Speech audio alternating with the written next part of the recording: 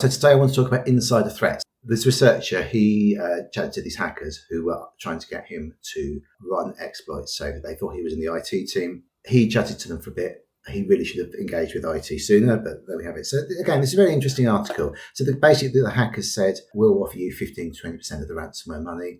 I don't know what they're going to get, a few $100,000 probably, maybe a few million. It's quite lucrative. I can see that some people that aren't very happy in their jobs might potentially take this. So, which is why you need to limit people's permissions. So for me, as a system administrator, I have a high risk account.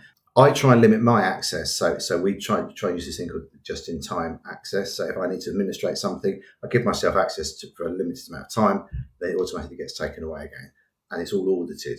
That way, we can easily see who did what, which is why we'd ever want people sharing login accounts. Obviously, they weren't going to do it, but this journalist, they were offered this potentially large sum of money. They were sent some stuff to run on the computer. The potential was there for your staff to exploit this. Now, I want to just explain to you about this ransomware as a service. If you're not familiar with this, you can buy for very little money ransomware as a service. You just run it on the companies that you want to run it on. And to be frank, you don't need any technical skill. Any criminal affiliate can sign this platform and use it to hack. Yes, it's trivially easy. This does not require any technical ability. Anyone watching this video can easily do this. I hope you won't, because it's illegal and it's immoral, but it's possible. So some of these organizations are linked with teenage hacking gangs, and some of them are linked to nation states, and some of them both.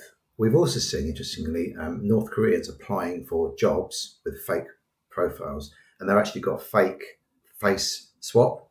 So potentially someone could do this with me. There's plenty of videos of me online. It's definitely possible. You can impersonate me online. Trivially easy to do. Not good. But it's going to get easier and it's going to get less obvious.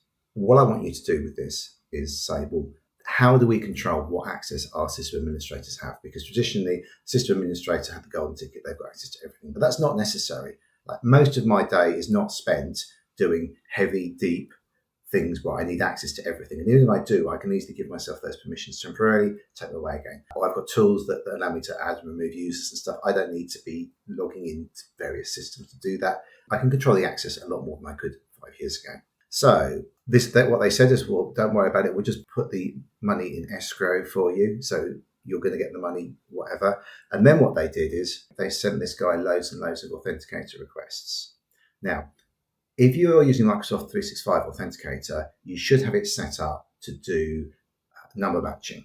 So that means that unless you type in the 2-digit number, it's completely useless. If you just have it so you press OK, then someone can send 1,000 MFA requests until someone presses OK. And obviously this journalist knew this. They were very careful not to click the button. So what they did was they spoke to the IT department. They said, can you just nuke my account? So when I did work with BBC, I did have high-level access to BBC systems, but I wasn't in the information security team. But obviously that was 20 years ago. So things changed a lot. But the risk is now these hackers know this person. They've got an article about this. They're going to have to work a lot harder to keep their systems secure. The problem is that we see this with information that's on the dark web. Once your information is out there, people know who you are, you're going to have to work harder. And there's certainly, I'm not going to talk about it today, but there's certainly stuff that we're doing as a team to try and make it harder to access our systems. It's certainly not impossible, but I don't want to give people the keys if we can possibly help it. So yeah, I just thought that was really interesting. So have a think about insider threats and how you limit access. That's access for your IT team, third parties. There's so many tools out there now. You can use tools so you can give people remote access, but only via the web browser.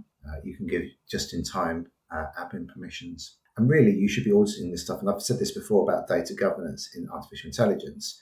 If you're not doing lots of work here, you're putting your business at risk in the future, because someone can just go, give me everybody's payroll information and their mobiles, stick it in a spreadsheet, email it to someone, done.